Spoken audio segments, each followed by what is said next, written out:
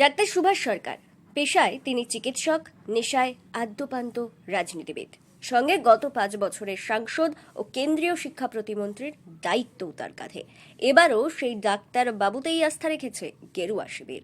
বাঁকুড়া লোকসভা কেন্দ্রের বিজেপি প্রার্থী তিনি। জোরদার নির্বাচনী প্রচারের ফাঁকেই কিছুক্ষণের জন্য হলেও রাজনীতিবিদ তকমা ঝেড়ে ফেলে মানবদরদী চিকিৎসকের ভূমিকায় ধরা দিলেন তিনি।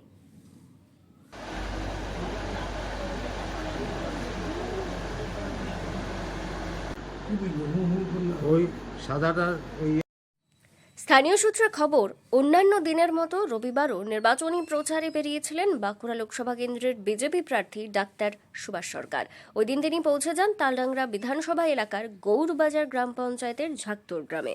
ওই গ্রামেরই জনৈক তীর্থঙ্কর ব্রহ্মচারী দুর্গাপুরের একটি হাসপাতালে কিডনি স্টোনের সফল অস্ত্রোপচার শেষে বাড়ি ফিরছেন। পূর্ব নির্ধারিত সূচি অনুযায়ী ওই দিনই ড্রেসিং চেঞ্জের প্রয়োজন ছিল, কিন্তু নানান কারণে তার আর হাসপাতালে যাওয়া হয়নি। গ্রামে প্রচার চলাকালীন বিষয়টি জানতে পেরেই শটান তীর্থঙ্কর ব্রহ্মচারীর বাড়িতে হাজির বিজেপি প্রার্থী ডাক্তার সুভাষ সরকার। পরম মমতায় নিজের হাতে রোগীর ড্রেসিং চেঞ্জের কাজ করলেন তিনি। এই ঘটনায় খুশি সংশ্লিষ্ট রোগীও।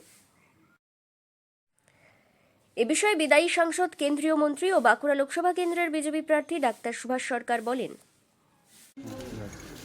গৌরবাজার অঞ্চলের ঝাকতোর গ্রামে এসে পৌঁছলাম, আর পৌঁছতেই দেখলাম তীর্থ ব্রহ্মচারী, যার 5 তারিখে অপারেশন হয়েছে দুর্গাপুরে একটি মাল্টি স্পেশালিটি হসপিটালে, যেখানে পিসিএনএল হয়েছে, অর্থাৎ পিঠ দিক থেকে ফুটো করে কিডনির ভেতরের যে পাথর তাকে ছোট ছোট করে ভেঙে বের করা হয়েছে।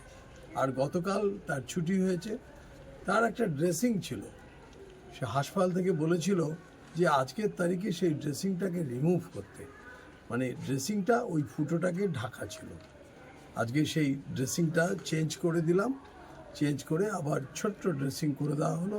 তার অনেক সুবিধে হলো, আর কাজের ফাঁকে এই যে চিকিৎসা পরিষেবাটাও দিতে পেরে খুব ভালো লাগছে।